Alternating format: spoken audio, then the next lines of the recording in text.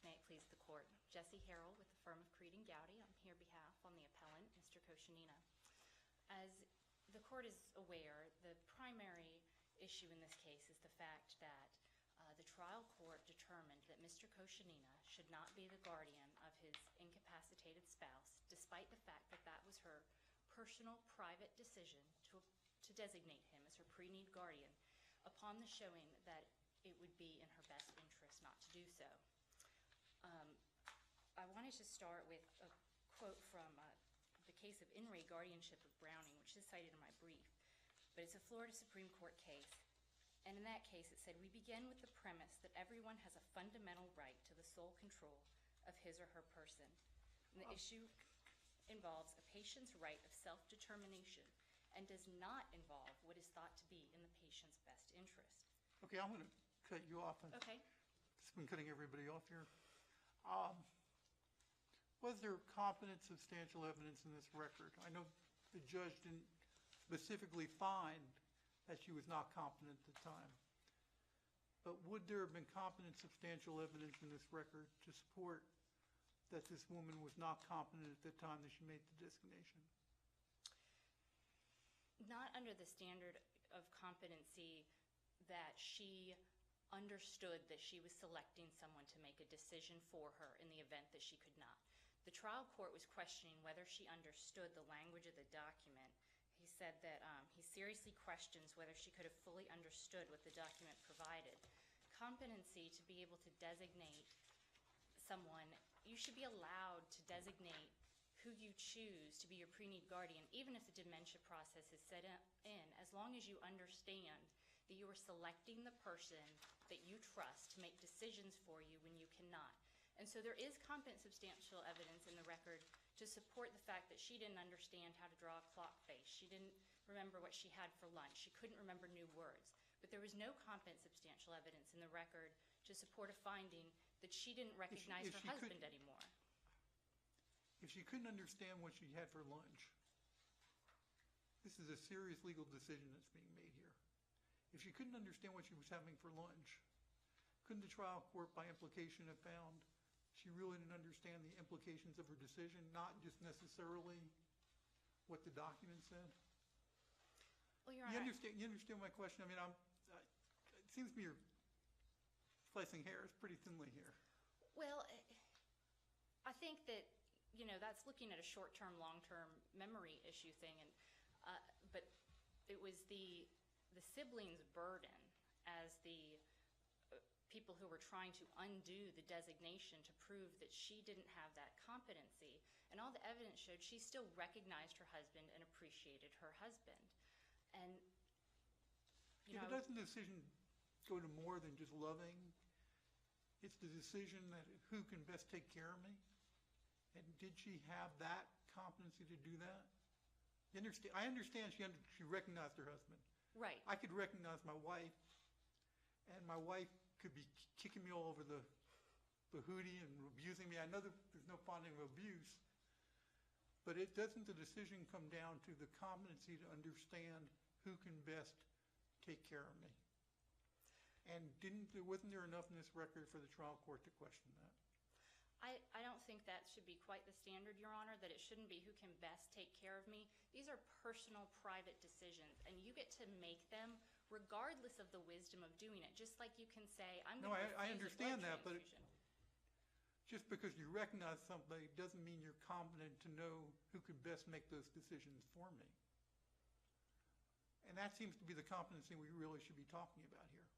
So is it the competency to determine who will make the best decisions for you, or the competency, whether you are competent to make a decision, know that you're making a decision on who's gonna provide for you? You know, it seems. I'm trying to get around. You know, how competent do you have to be? I mean, do you just have to know that you're making a decision and the nature of the decision, or do you have to be able to know, you know, have the forethought to make, you know, whether it's a good decision or not? So help me here. And I think, Your Honor, hit the nail on the head of what we're arguing is you just have to have the competency to know, I want this person to make decisions for me. I don't think the person has Even to be if able you to don't say, understand what that is? I mean, no, she would have to understand that she was designating someone to make a decision, but Your Honor is saying that she has to be able to designate who would make the best decisions. You have the constitutional right to choose whoever you want, even if they aren't the person who's going to make the best decisions for you. You have but that I right. think what I'm saying is you need enough competency to understand the implications of the decision you're making. I It's agree. it's not just recognizing that this is my husband, I love him. Weren't there 2 witnesses? Yes, there were witnesses to the Wasn't there document. some testimony about And there was testimony from Attorney Morgan, who was the one who drew up the documents, and he testified that he did look at her competency. He asked her the standard questions that he asks all of his clients before allowing them to execute these documents. It's fair to say there's no evidence she was incompetent at the time she entered this, but there's some evidence that she was surrounding this, maybe before or after, there was some indicia of mental, which is obviously because that's why she was going on along this path. Is that a fair statement or not? Correct. That's a fair statement, Your Honor. And that's why I'm asking the question. Okay. If you show somebody's, and I'm going to use terms loosely here, All right. totally incomprehensible, can't understand what's going on around him 5 minutes before, and totally, incompetent 5 minutes after, isn't that evidence a trial court can rely on in determining that the person was not competent during that period of time, notwithstanding I asked her some questions and she seemed to understand what I was saying? Yes, Your Honor, and I believe that is what troubled the trial court. And yet what we have here is he didn't go so far as to make a specific finding that she was incompetent. And in fact, on the rehearing, the siblings asked him to shore that up. And it says the court finds that this designation of pre-natal guardian was executed by the ward after the dementia process had seriously compromised her ability to understand what she was doing. Now, I understand the magic words aren't in there, and maybe because the magic words aren't in there, I got to reverse. But it seems the trial court's saying she didn't know what was going on around her. She really didn't understand the implications of the decision she was making. I read this as a whole. And you understand where I'm coming from? I do, Your Honor. And I would say that at most what that would do is negate the statutory presumption. But if you look at the case of Estate of Sally, what that case said was we're not even going to have to decide the competency issue because the statute the guardianship statutes require that when the ward's wishes are capable of being known, that is the poll star. So even if you don't have the legal competence to make this decision, if your wishes are capable of being known, that should still be the poll star. And I understand. I'm going to go back and read it, but I got some problem with that. If your wish is, again, it's my husband, I wish he'd make decisions for me, but you don't understand what that means. But Your Honor, there is no evidence that she would not understand the ramifications of making that decision. She was asked by Attorney Morgan if she understood what she was signing, and she told him that she did. She was doesn't that the have to exact be. Testimony? She said yes.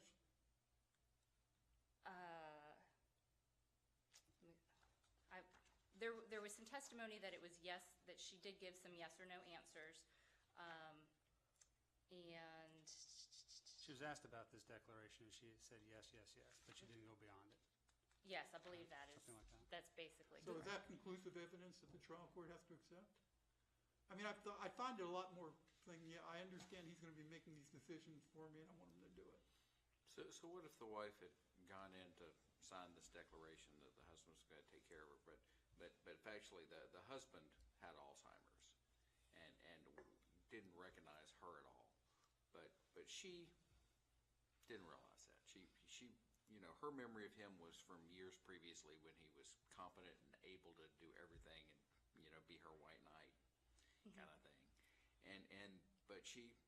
Knowing this, she answered all the questions. She appeared to be lucid. She says, yes, he'll take care of me. Does that change the answer?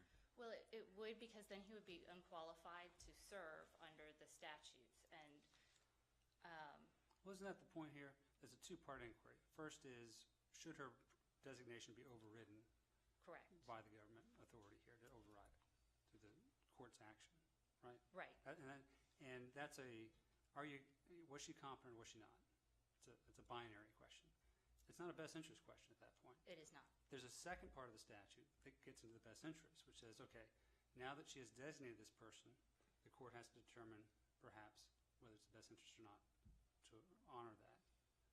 So, I mean, as I read his order, he didn't use the magic words. He kind of hems and haws and doesn't come out and just say was not competent. He says some stuff that would maybe support it and raise a huge question. But what about this best interest issue? Because that gets into this factual findings the judge made, or some I have to raise my eyebrow about, because I think everyone here agrees that the husband didn't injure his wife in any way. The injuries that occurred were in these facilities, which are fairly appalling, I might add, and they had nothing to do with, or should have had nothing to do with the trial judge's determination on best interest, because he had no control over those facilities. So get into that, if you would. Yes, correct, Your Honor. And sorry, I'm just trying to think how best to answer your question. As to the best interest standard, we have argued that in order to correctly interpret best interest, we have to look at best interest as Mrs. Koshenina would have understood her best interest. And I understand and I appreciate that the trial court found that there was neglect on his watch, but simply calling someone neglectful as a caretaker does not mean that they are unqualified to serve as a guardian. They are two separate roles. Well, where was the neglect on his part on his watch? Because as I understand it, she was in a 24/7 facility over which he had no control. And then he had some boisterous interchanges, and they had to throw him out downtown, whatever, because he was not acting appropriately. But what injury to her occurred on his watch that he caused? There was no injury that he caused on his watch. Okay, but there was a question about the hygiene and that kind of stuff. Yes, Your Honor. Okay, and that goes to another question. If we reverse this order, say, Judge, you couldn't have done this. In this order, there's a requirement that she remain in this facility. Correct. If we reverse this order, is there any requirement that she remain in that facility? The court can order that, Mr. Koshenina. I know the court can order it, but if we reverse this, at the present time, is there any requirement she remain in that facility? By virtue of his stipulation, yes, there would be. He has stipulated that he would agree to that same requirement being placed upon him. And he has stipulated Okay, it would have that. to be a stipulation that was acted on by the court, though. I'm just trying to figure out exactly legally where we are. Correct. If we reverse this order. I mean, there's certainly nothing in the statutes that would require that, but he did stipulate to that being a condition. Just Is it a written stipulation? It's in the record in the rehearing. It is not a written, no, but at the motion for rehearing. Is it legally enforceable if we reverse this order, if it was made as part of the ongoing proceeding that we're now reversing? As an officer of this court, I can tell you. I'm concerned here because I understand. we have evidence that he was not taking care of her hygiene, she wasn't taking care of her medication. And yes, I understand that you say there's some kind of stipulation in the record. This order orders her basically, whoever has her, to keep her in the 24/7 facility. Correct. If we reverse this order, I want to know what I'm doing to this woman. I understand, Your Honor, and I would put a stipulation now on the record that as part of the reversal and the remand, she should be ordered to remain in that facility, the same restrictions that were placed on the siblings. Wouldn't it just be a reversal of his appointment as a guardian only over property that would extend to person, that all other portions of the order remain in effect? That would work too, Your Honor. It would work, but can we do that? I mean, can the trial judge order that in conjunction? I don't know. I mean, I'm asking this. Is that? There was nothing improper about that requirement. Guardians are an arm of the court, and so the court has the authority to limit their ability to act. And so there's certainly nothing improper about the trial court placing that restriction. Restriction on him. Okay. On him. No, that's what I wanted to know. Okay. Your Honor, Yeah. I see my time. No, we will give you 3 minutes for rebuttal. I And appreciate we'll have 3 that. minutes the other side. Thank you. You know, I'm a big mouth. I know it. I take up all your time.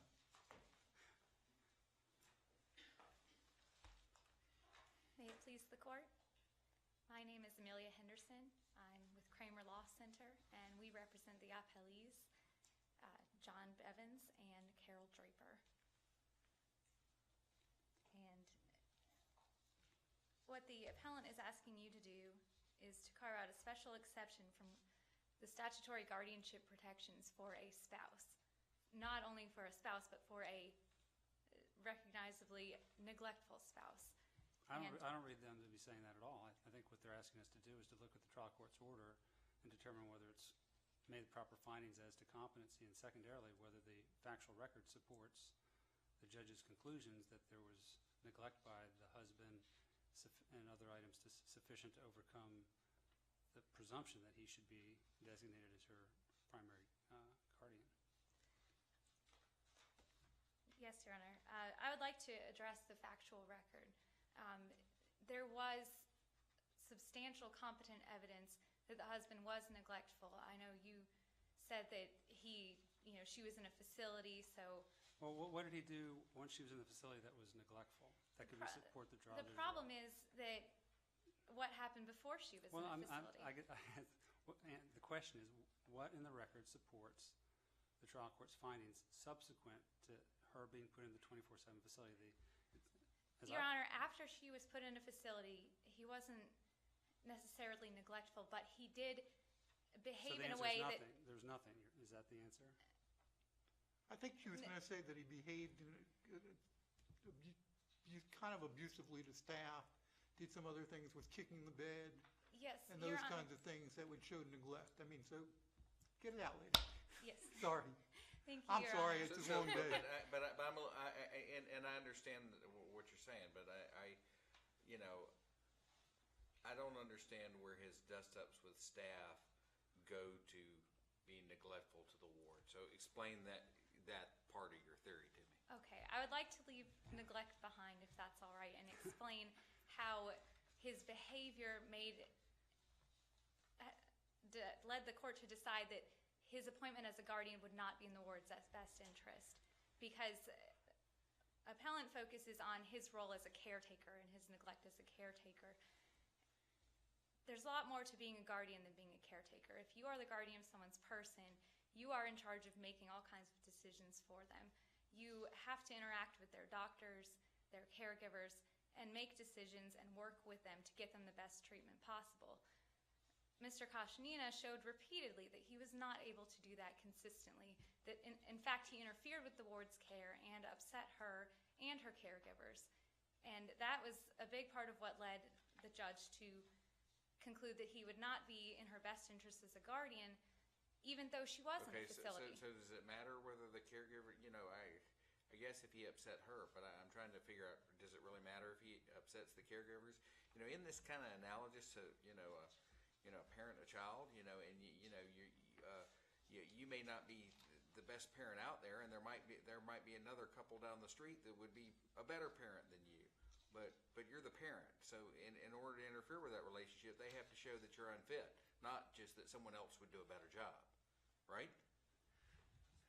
I know that appellant has made that analogy of the parent and the child, but we disagree that it is a different relationship. You choose your spouse, you do not choose your parent. And it's a stronger relationship. It's been shown to be a stronger relationship under the law in terms of...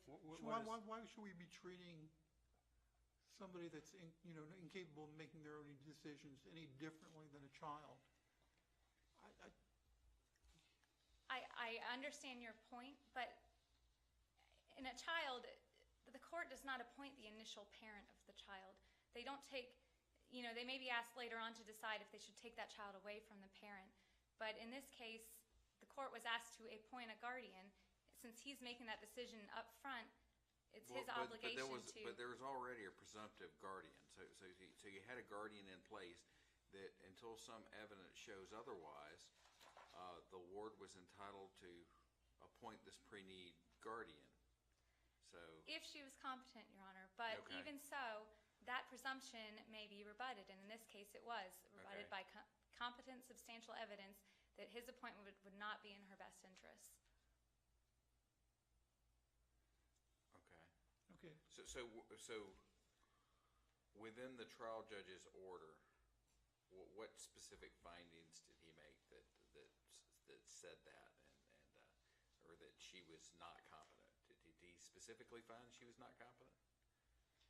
Well, as was discussed earlier, no, he waffled around that a bit, but he did specifically find in his order appointing the guardian Do we have to send it back so he can make that finding, or you I think don't not, believe and so. why not?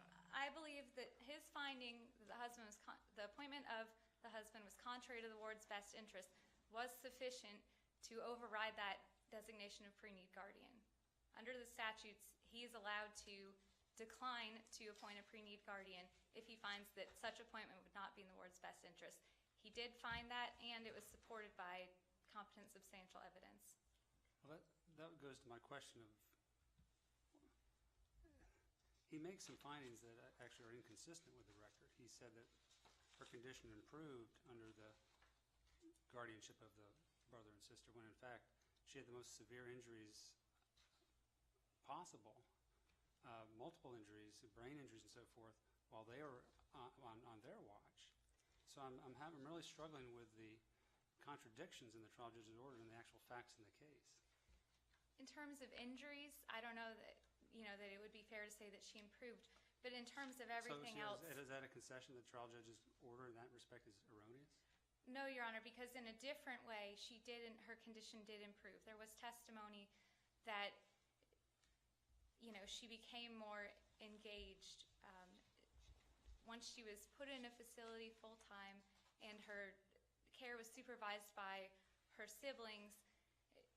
She began to do better. She was properly medicated and not over-medicated. Her hygiene was taken care of.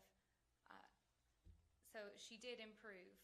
Obviously, there are injuries, and it was testified that with her condition, there will be these kinds of injuries. She's prone to falls. There's only so much the facility can do, and it's not the fault of the siblings. Yeah, let me go to the specifics. Under this order, who would be making medication decisions for the ward? The guardians of the person in conjunction with the ward's physicians and facility. Okay. Could the ward, the guardian of this person, say, I don't think this person needs to be medicated, therefore stop giving the medication? Your Honor, I believe they could. I believe they could, give orders to the facility. They could change doctors if they don't like what one doctor is saying. So yes, that's within the scope of being a guardian of the person. Okay. I'm not trying to make your argument for you, and I'll let the other side come back at me on this. But the behavior of not properly medicating this woman and kicking the bed and arguing with staff, wouldn't that directly go to the ability to conduct the decisions that are being made here? Yes, Your Honor. We absolutely agree, and we believe that the trial judge agreed, and that, he had the chance to meet all of the parties involved, observe their conduct, their demeanor, and he made that decision as to, whether the husband could functionally serve as a guardian. Isn't that really what we're arguing about here? Because this woman is ordered by this order to remain in the hospital. The husband still has control of the assets.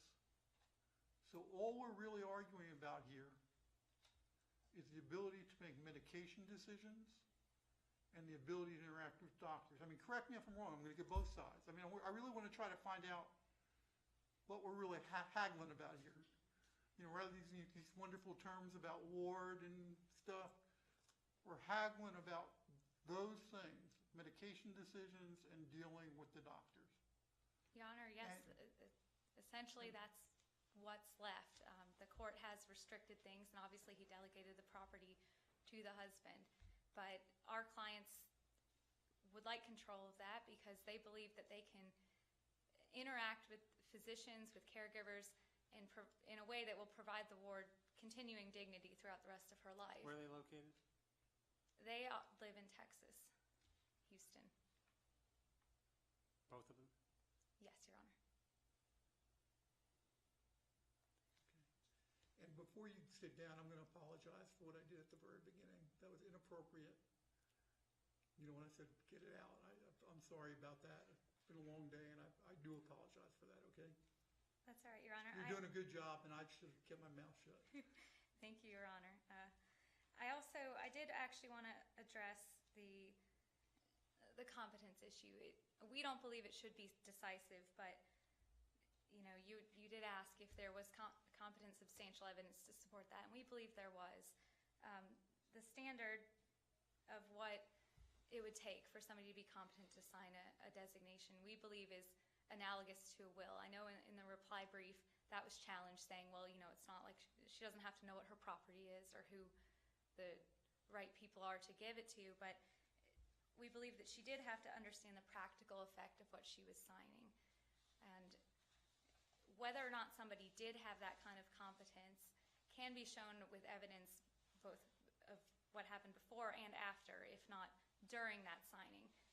The evidence during the signing was very, very weak. It was, conflicting recollections of the husband and the attorney whose office performed the documents. The husband had originally said in deposition that he didn't even recall meeting the attorney. So if we leave this order in place, I mean, what can the husband visit his wife at the facility? Yes, the siblings have absolutely no objection to his visitation. My concern is it looks a little bit like he's obviously cantankerous, and I'm just concerned that this order was issued because he was cantankerous, and the staff and him don't have a great relationship, and they're extrapolating this to him not acting in the best interest of his wife, and or they got to say, well, you can't come here anymore, you can't visit your wife, even though we're not going to let you make your decisions. I would be concerned that he's not able to go there and spend time with her. Your Honor, as far as I know, that has never been asserted by the staff. Yes, sir. I'm not sure that totally addresses the question, but at least partially. Any restrictions imposed on James Koshenina by the treatment facility are not to be dictated by the co-guardians of the person. Yes, Your Honor. So that at least partially addresses that. The guardians I'm not sure it answers the question totally, but... Yes, Your Honor. The guardians are not allowed to dictate whether or not the husband can see their sister, and they have agreed that that's okay. They had originally sought to at least retain the power to restrict visitation if he was upsetting the ward or her caregivers. The judge said, let's be fair to everybody. We'll let him visit as much as he wants to. And any restrictions would be placed potentially by the facility. As far as I know, that has not been an issue, but I believe the husband would retain the right to go to the court, and if the facility she's in was prohibiting him from seeing her, he could work with the guardians as well, but I believe he could go to the court and ask that the facility be changed or for some other form of relief. Okay. Thank you. If you have no further questions, we would ask that you uphold the order as it stands. Thank you. Ms. Harrell. I appreciate the extra time, Your Honor. Getting past all the legal issues, was I Yes. kind of correct in what I was saying was what's really going on here? Absolutely, and that really gets to the heart of our constitutional Okay, well, then can I ask you a question based on that? Yes. Why would not the behavior that I discussed go directly to the best interest of making those limited number of decisions which are at issue here? Because a simple best interest standard is not sufficient under her constitutional right to privacy to make her That's a decision. separate question. I understand that Okay. first part. The first part You're saying we don't even get to the best interest because she made a reasonable designation. Correct. But if, I disagree with you on that. Okay, I'm Let's assuming get to that. the second issue. Okay, Based upon the parameters of the decisions that are being made here, that are at issue, correct. why isn't that sufficient behavior to, to determine what are the best interests for those particular decisions?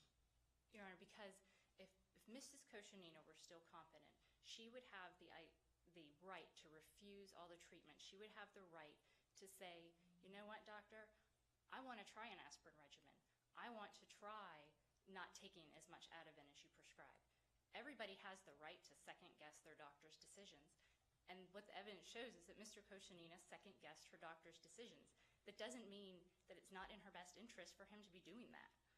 And as just Judge Roberts pointed out, the other evidence does go to the fact that he was cantankerous and he didn't always get along with the staff, but that doesn't mean that it harms his wife.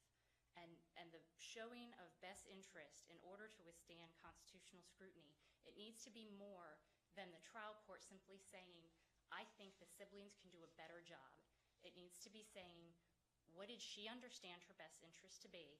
What were her wishes? Because that's the poll star, even under the statutes.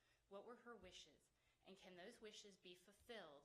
Can her personal private decision be protected in a manner that she is not being harmed? And in this case, that could be done. Those two things could have been reconciled. Her wishes could have been upheld, and she could have been protected from any sort of harm by imposing the identical condition that she remain in Sunrise, absent a need to transport her for local medical care. That could have been done. It should have been done under an interpretation of best interests under the statute in a way to read it constitutionally, or as a finding that the statutes as applied were unconstitutional because this was a private decision of the marriage and a husband has now been relegated to the status of a visitor. Well, for all we know, she wanted a boisterous advocate who would kick the bed when, I'm making that, no one wants to kick the bed, but she might have wanted someone who did question the doctors, who did want alternatives considered, right? Absolutely, and I think that after 13 years of marriage, we have to assume she knew how her husband behaved. And she picked him. And she picked him when she married him, and she picked him when she designated him. And it is not permissible for a trial court to come in and override that upon his opinion that someone else could do a better job. And so we would ask that you remand with instructions that the husband be appointed. Okay, thank you very much. There being no further cases in front of the court will stand in recess.